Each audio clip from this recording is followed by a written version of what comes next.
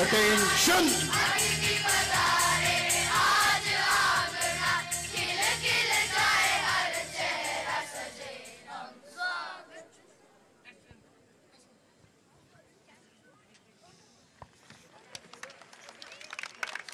Parade. Salute to the national flag. Salute!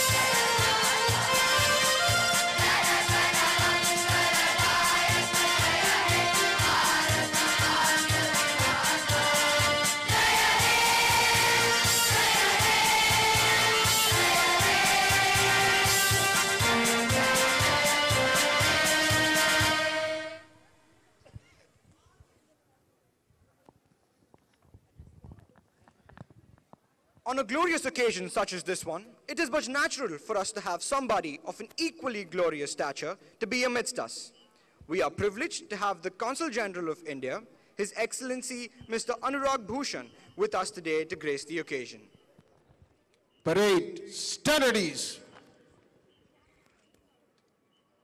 Sir, it is our honor to request you to read out to us the President's message to the nation and to address the gathering.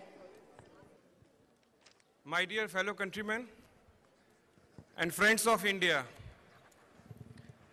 it is a very sacred, a very proud moment for all of us to be standing here shoulder to shoulder, head held high, to celebrate this occasion of democracy and freedom. This is a day that we remember our freedom fighters who gave so much of their lives for the freedom of our country.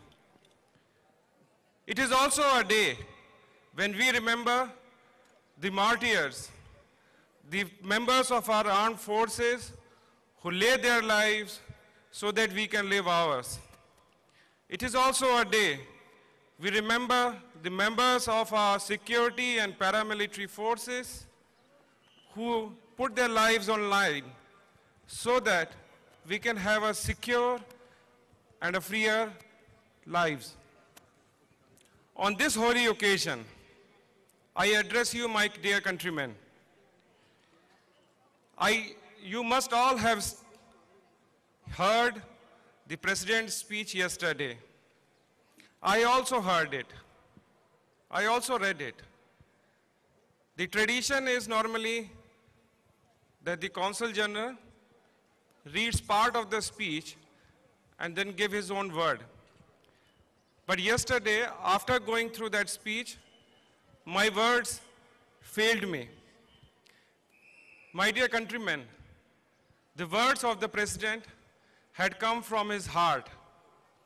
His is a clarion call against sloth and corruption.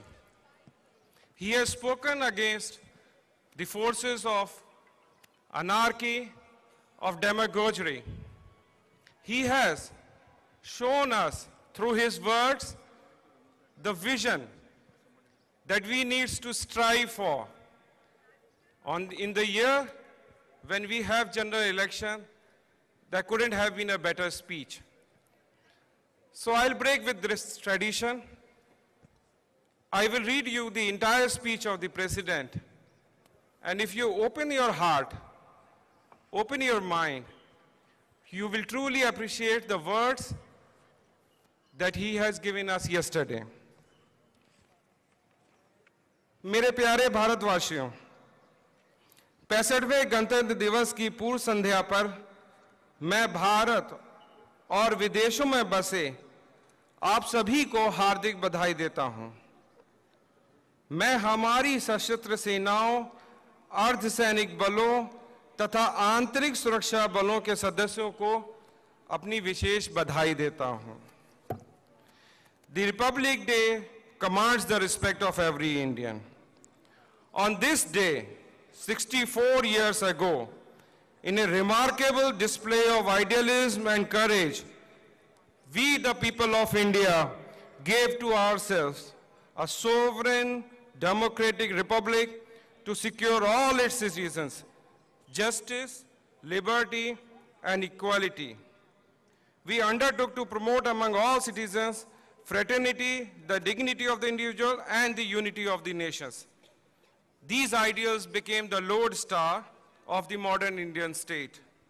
Democracy became our most precious guide towards peace and regeneration from the swamp of poverty created by centuries of colonial rule. From within the spacious provisions of our Constitution, India has grown into a beautiful, vibrant, and sometimes noisy democracy. For us, the democracy is not a gift, but the fundamental right of every citizen. For those in power, democracy is a sacred trust. Those who violate this trust commit sacrilege against the nation. Some cynics may scoff at our commitment to a democracy, but our democracy has never been betrayed by the people. Its fault lines, where they exist, are the handiwork of those who have made power a gateway to greed. We do feel angry, and rightly so, when we see democratic institutions being weakened by complacency and incompetence. If we hear sometimes an anthem or despair from the street, it is because people feel that a sacred trust is being violated. Fellow citizens, corruption is a cancer that erodes democracy and weakens the foundations of our state. If Indians are enraged, it is because they are witnessing corruption and waste of national resources. If governments do not remove these flaws, voters will remove governments. Equally dangerous is the rise of hypocrisy in public life. Elections do not give any person the license to flirt with illusions. Those who seek the trust of voters must promise only what is possible. Government is not a charity shop. Populist anarchy cannot be a substitute for governance. False promises lead to disillusionment, which gives birth to rage. And that rage has one legitimate target: those in power. This rage will abate only when governments deliver what they are elected to deliver. Social and economic progress, not at a snail's pace, but with the speed of a racehorse. The aspirational young Indian will not forgive a betrayal of our future. Those in office must eliminate the trust deficit between them and the people. Those in politics should understand that every election comes with a warning sign: perform or perish. I am not a cynic, because I know that democracy has this marvelous ability to self-correct. It is the physician that heals itself. And 2004 must become a year of healing after the fracture and contentious politics of the last few years. My fellow citizens, the last decade witnessed the emergence of India as one of the fastest growing economies in the world. The slowdown of our economy in the last 2 years can be of some cause of concern, but none for despair. The green shoots of revival are already visible. The agriculture growth rate in the first half of this year has touched 3.6%, and rural economy is buoyant. The 2004 is a precipice moment in our history. We must rediscover that sense of national purpose and patriotism, which lifts the nation above and across the abyss and back onto the road of prosperity. Give the young jobs, and they will raise villages and cities to 21st century standards. Give them a chance, and you will marvel at the India they can create. This chance will not come if India does not get a stable government. This year, we will witness the 16th general election to our Lok Sabha. A fractured government hostess to whimsical opportunist is always an unhappy eventuality. In 2004, it could be catastrophic. Each one of us is a voter. Each one of us has a deep responsibility. We cannot let India down. It is time for introspection and action. India is not just a geography.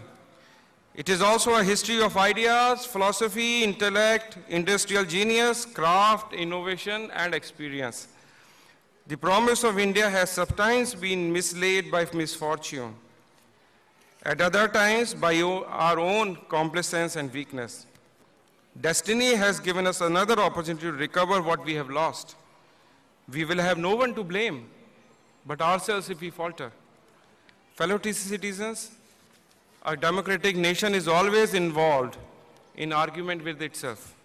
This is welcome, for we solve problems through discussion and consent, not force. But healthy differences of opinion must not lead to an unhealthy strife within our polity. Passions are rising over whether we should have smaller state to extend equitable development to all parts of a state. Our debate is legitimate, but it should conform to democratic norms. The politics of divide and rule has extracted a heavy price on our subcontinent. If we do not work together, nothing ever will work. India must find its own solutions to its problems. We must be open to all knowledge. To do otherwise would be to condemn our nation to the misery of a stagnant mire. But we should not indulge in the easy option of mindless imitation, for that can lead us to a garden of weeds. India has the intellectual prowess, the human resource, and financial capital to shape a glorious future. We possess a dynamic civil society with an innovative mindset. Our people, whether in villages or cities, share a vibrant, unique consciousness and culture. Our finest assets are human. Fellow citizens, education has been an inseparable part of the Indian experience. This I read out, the words of President are very important for the students who are here. I'm not talking only of the ancient institutions of excellence like Takshila or Nalanda, but of an age as recent as the 17th and 18th century. Today, our higher educational infrastructure consists of over 650 universities and 33,000 colleges. The quality of education has to be focus of our attention now. We can be world leaders in education if we only discover the will and leadership to take us to that pinnacle. Education is no longer just the privilege of the elite, but a universal right. It is a seed of a nation's destiny. We must usher in an education revolution that becomes a launching pad for the national resurgence. I am being neither immodest nor beating a false drum when I claim that India can become an example to the world, because the human mind flourishes best when it is, as the great sage Rabindranath Tagore said, free from fear. When it has the liberty to roam into spheres unknown in search of wisdom. And when the people have the fundamental right to propose as well as oppose. My fellow citizens, there will be a new government before I speak to you again on the eve of our Independence Day. Who wins the coming election is less important than the fact that whoever wins must have an undiluted commitment to stability, honesty, and the development of India. Our problems will not disappear overnight. We live in a turbulent part of the world where factors of instability have grown in recent past. Communal forces and terrorists will seek to destabilize the harmony of our people and the integrity of our state. They will never win. Our security and armed forces, backed by the steel of popular support, have proved that they can crush an enemy within with as much felicity as they guard our frontiers. Mavericks who question the integrity of our armed services are irresponsible and should find no place in public life. Bharat की असली ताकत उसके गणतंत्र में, उसकी प्रतिबद्धता के साहस में, उसके संविधान की दूरदर्शिता में और उसकी जनता की देशभक्ति में निहित है। 1950 में हमारे गणतंत्र का उदय हुआ था। मुझे विश्वास है कि 2014 पुनरुत्थान का वर्ष होगा। मेरे साथ आवाज में आवाज लगा के जोर से बोलिएगा, जय हिंद, जय हिंद, जय हिंद, जय हिंद, जय हिंद, जय हिंद। धन्यवाद। Thank you, sir, for those words of inspiration. Please accept a floral welcome from our chairman, Dr. L.M. Pancholia.